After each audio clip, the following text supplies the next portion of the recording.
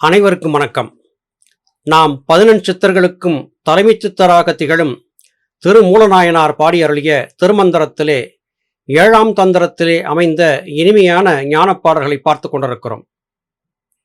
நம்முடைய யோக பயணத்திலே அடிப்படை புரிதல் என்பது இல்லாமல் இருந்துவிட்டால் நம்முடைய பயணம் வீணாகி போகும். திட்டமிடுதல் மிக மிக முக்கியமானவை. ஒரு பயணம் செல்வதற்கு முன்பு எப்படி பயணிக்கப் போகிறோம், எங்கு தங்கப் போகிறோம், எங்கு உண்ணப் போகிறோம், எங்கு உறங்கப் போகிறோம் என்பதை திட்டமிடுகிறோம். நம்முடைய பயணத்தை முழுமையாக திட்டமிட்டபடியே செய்து முடிக்கிறோம். இந்த திட்டமிடல் என்பது வெறும் உலகப் பயணத்திற்கு மாத்திரமல்ல, ஆத்ம பயணத்திற்கும் பொருந்தும் என்று திருமூலர் குறிப்பிடுகிறார். திட்டமிட்டு பயணிப்பவன் நிச்சயமாக தான் சென்று சேர வேண்டிய இலக்கை பெரிதாக துன்பத்தை சந்திக்காமல் அடைந்து விடுகிறான் என்பதே கருத்து. ஆழமான பல கருத்துக்களை இன்றைய பாடற்பதிவிலே பார்க்க இருக்கிறோம். உழைக்க வல்லோர் நடுநீர் மலர் ஏந்தி பிழைப்பின்றி ஈசன் பெருந்தவம் பேணி இலைக்கொண்ட பாதத்து இமைமலர் தூவி மழைக்கொண்டல் போலவே மண்ணி நில்லீரே. கார்மேகம் சூழ்ந்திருக்கிறது, புழுக்கம் அதிகமாக இருக்கிறது, காற்றும் வீசக்கானோம், அண்ணாந்து ஆகாயத்தை பார்க்கிறோம், மழை பெய்யுமா பெய்யாதா என்று ஒரு ஏக்கப் பெருமூச்சு நம்மிடமிருந்து வெளிப்படுகிறது. இப்படியே பார்த்தபடி பல நாள் காத்திருக்கிறோம். ஒரு நாள் திடீரென்று எங்கிருந்தோ வேகமாக வீசும் ஒரு மெல்லிய காற்று அப்படியும் இப்படியுமாக அசைந்து கொண்டிருந்த மேகத்தை இறுக்கி தடுத்து நிறுத்துகிறது. மழைமேகம் இறுக்கம் பெற்ற போது தேனடையிலே இருந்து தேனை பிழிந்து எடுப்பதைப் போல மழை நீர் என்பது பிழியப்பட்டு பூமியிலே கொட்டுகிறது. இது எப்படி நடக்கிறது? கடலிலே இருந்து வெப்பத்தின் காரணமாக வெளிப்பட்டு வந்த தண்ணீர் மேகமாக மாறியிருக்கிறது. அந்த மேகத்தை பிழிந்து மழையை தரக்கூடிய காரியத்தை காற்று செய்கிறது. அப்படியென்றால் காற்றால் மாத்திரமே மேகத்தை பிழிந்து தண்ணீரை வரவைக்க முடியும் என்பது புலனாகிறது. நம்முடைய தேகத்திற்குள்ளே இருந்து நம்மை காப்பாற்றிக் கொண்டிருக்கக்கூடிய தண்ணீர் ஒன்று இருக்கிறது. அந்த தண்ணீரை சந்திரன் என்றும் சக்தி என்றும் குறிப்பிடுகிறோம். அந்த தண்ணீரை பிழிந்து அமிர்தம் என்கிற மழைநீரை பெற வேண்டும் என்றால் அது காற்றால் மாத்திரமே சாத்தியப்படும். காற்றை கொண்டு கனல் எழுப்பி புருவமத்தியத்து பூட்டை திறந்து அமிர்தமழையை பெற வேண்டும் என்றால் ஞானகுருமார்களுடைய வாக்கிற்கிணங்க எம்பெருமான் ஈசனை வழிபடக்கூடிய ஈஸ்வர வழிபாடு, சிவ வழிபாடு என்று அழைக்கப்படக்கூடிய வாசிதவத்தை மேற்கொள்ள வேண்டும். நம்முடைய மனதையே மலராக்கி ஆத்ம ஜோதியாக இருக்கும் எம்பெருமான் ஈசனுக்கு சமர்ப்பித்து வழிபட வேண்டும்.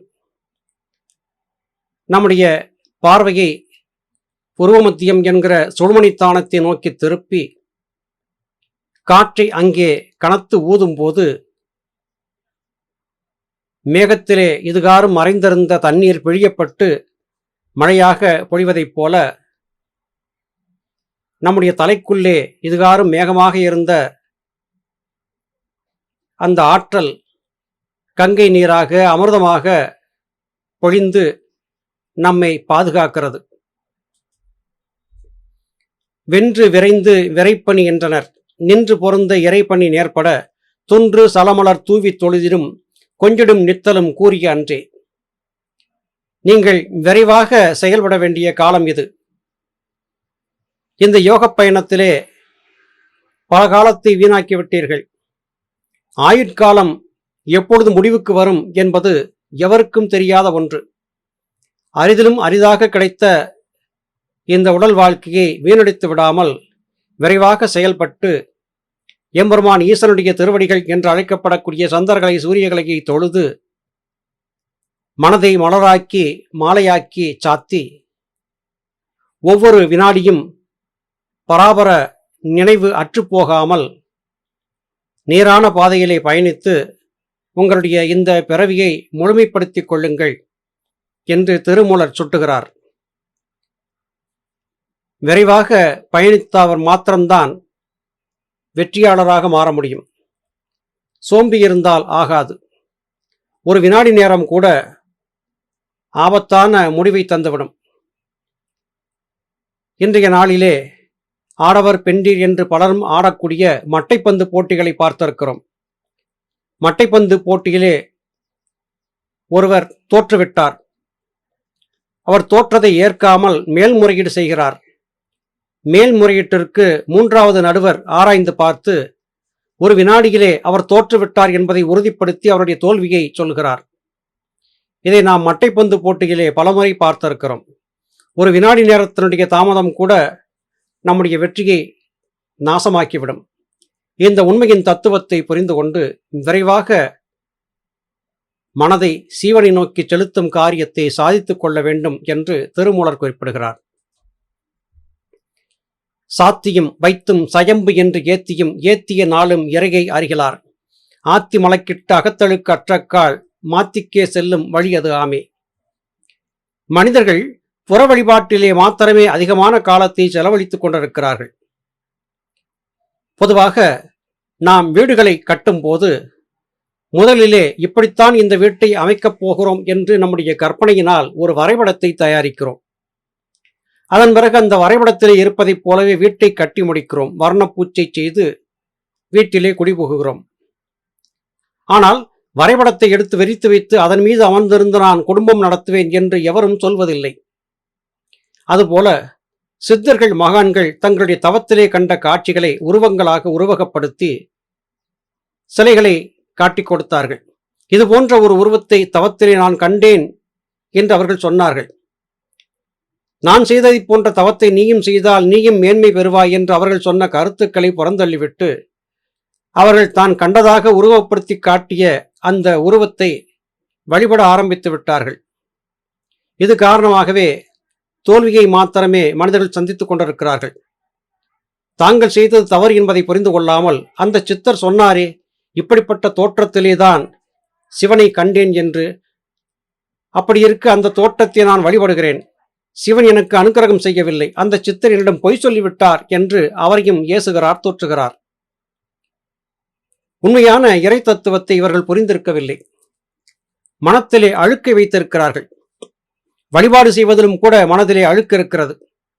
எதையோ ஒன்றை வேண்டியும் பிரார்த்தனை செய்தும் புலன்கள் சார்ந்த இந்த உலக வாழ்க்கைக்கு தேவையான பொருளை பற்றியதான பிரார்த்தனையிலேயே மனிதனுடைய வழிபாடு என்பது இருக்கிறது. அது அழுக்கான வழிபாடு, அது உண்மையான வழிபாடு அல்ல. அது உங்களை மேன்மை பெற உதவி செய்யாது. நீங்கள் சித்தர்களால் தாங்கள் கண்டதாக அடையாளம் காட்டப்பட்ட உருவத்தை சிலைகளாக உருவாக்கி அதற்கு மலர்களை சாத்தியும் தண்ணீர் மற்ற திரவியங்களை கொண்டு அலங்காரங்கள் அபிடேகங்கள் செய்தும் வழிபட்டேன், எனக்கு இறைவன் அனுக்கிரகம் செய்யவில்லை என்று அங்கலாய்த்துக் கொள்கிறீர்கள். இது உங்களுடைய புரிதல் இல்லாமையே குறிக்கிறது. உங்களுடைய அகத்திலே அழுக்கு இருக்கிறது. இறைவனிடத்திலே எதை கேட்க வேண்டும் என்றால் எதையும் கேட்கக்கூடாது. எனக்கு எதை தர வேண்டும் என்று உனக்கு தெரியும், தர வேண்டியதை தர வேண்டிய நேரத்தில் நீ தருவாய் என்பதையும் நன்கு அறிவேன். எனவே உன்னிடம் கேட்பதற்கு ஏதுமில்லை என்கிற நிலையிலே தூய மனத்தோடு சரணாகதி நிலையிலே இருப்பவர் மாத்திரமே முத்தி மோட்சத்தை பெற முடியும் என்பதே இத்திருமூலர் திருமந்திரத்தின் கருத்தாக இருக்கிறது. ஆவி கமலத்தின் அப்புறத்து இன்புற மேவித் திரியும் வெரிசடை நந்திகை கூவி கருதி கொண்டு போய் சிவத்திரை தாவிக்கும் மந்திரம் தாமறியாரே. சிவாலயங்களுக்கு செல்லுகிறோம். சிவாலயங்களிலே நாம் கண்ணுறக்கூடிய சிவமூர்த்தத்தை எவ்வாறு வழிபடுவது என்பதை பற்றி பலரிடம் கேட்கிறோம். நமக்கு வழிபடும் பாதையை சொல்லிக் கொடுத்தவர்கள் மனம் போன போக்கில் எதையெல்லாமோ சொல்லிக் கொடுத்தார்கள்.